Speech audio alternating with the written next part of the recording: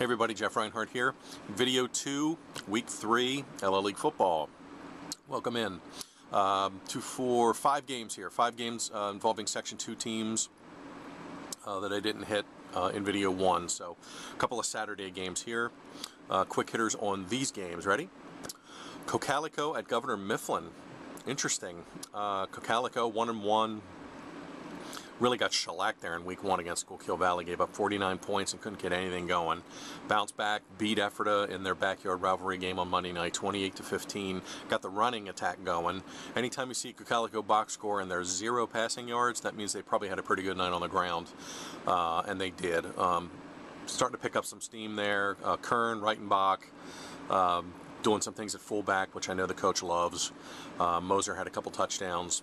And Brock Gosling, the quarterback, had a bunch of yards. So Cocalico ground game, picking it up. That means the line's playing a little better. Tough trip, short trip. They border Mifflin.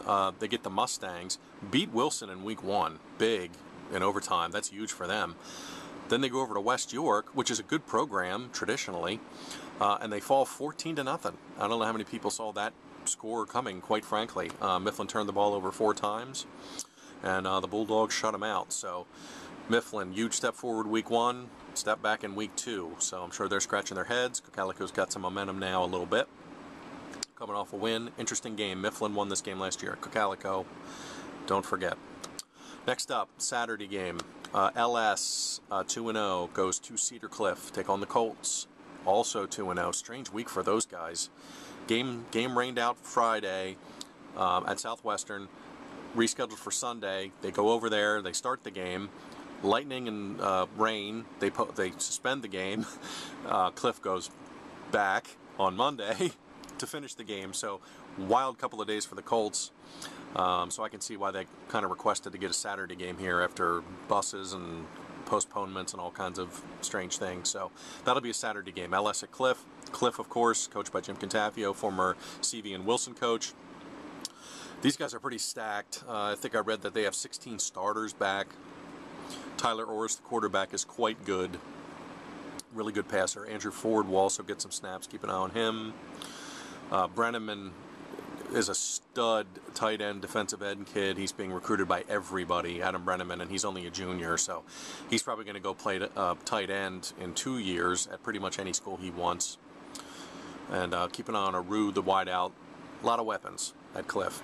LS, 2-0. Saw him on Saturday night. Beat Penn Manor 15-9. Sort of a defensive kind of a game, as mentioned in Video 1. They played really good D against Penn Manor, held them out 4 times in the second half, twice in the red zone. Very good defensive effort for LS. So Week 1 they score 34 points and get 500 yards. Week 2 they play a grinder, play some D, and find a way to win. So LS is already finding different ways here in Week 2. Tough trip here to Cliff. That's a good game. Hang a star next to it Saturday night. Next game, also Saturday night, Lebanon at Elko. This is the autism awareness game, 3rd year in a row for that. A charity kind of evening. There'll be information there about autism and all kinds of, neat stuff around the stadium and donations and just a cool charity thing. So that'll be over at Elko, 7 o'clock. I'm going to go to this. I've been waiting for years to get to cover this game, which I call the Bologna Bowl, by the way. And here's my chance because they moved it to Saturday night. So only game in town in Lebanon. Interesting game. Elko 0-2, struggling a tad, kind of finding its way. But Lebanon comes in here just cooking. 54 points on Monday against Northern Lebanon. Troutman passed for 250 and 3 touchdowns. Piles passed for 197 and 2 touchdowns. Also rushed for 2 touchdowns. If you missed it, search the page. Troutman and Piles were my co-players of the week. 2 weeks, 2 co-players of the week. Sorry, I couldn't pick one. But Lebanon's just fire in here. They're averaging 522 yards a game and 50 points a game in 2 weeks. So tall test for Elko's defense, but a fun night in Myerstown. I'm going to get you a live blog.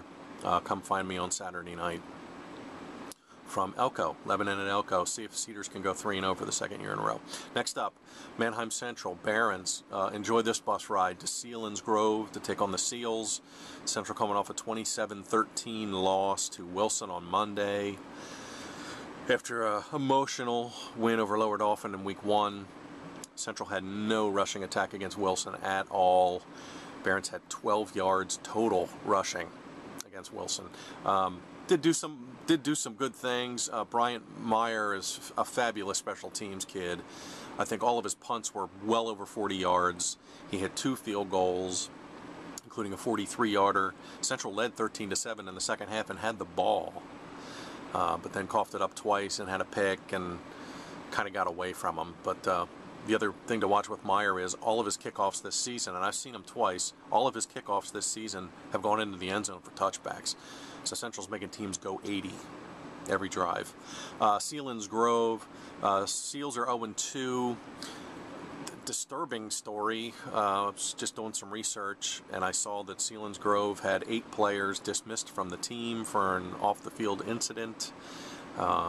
Parents thought the punishment was harsh, and I guess they were trying to scramble and have some school board meetings to see what was going to go on here. So I don't know if Sealands Grove's going to have a full roster. I know they're 0-2. They lost to Mount Carmel and to Danville. Oh, by the way, I guess I should mention, rematch of the 2009 state championship game, by the way, won by the Seals. Central got them last year in Mannheim on a late touchdown. And a big defensive stand at the end. Andrew Kaufman knocked down a 2-point pass. So this is the end of this series here with Central and Sealands Grove. Keep an eye on that one. See if the Barons can get some momentum going into Cocalico next week. Last game with Section 2, also a Saturday game. Oxford from District 1 makes the short drive over to Corryville. They'll take on Solanco. It's Corryville fair time. Solanco struggling a bit. Injuries. They've had a slew of them. They're missing a bunch of kids, some linemen, some D-backs. So they've kind of been taking some lumps. CDEs beat them up pretty good, 48-16. Although Tyler Stitz, the quarterback, in his second game as the QB, did some better things in week 2, completed some passes, had a long touchdown pass.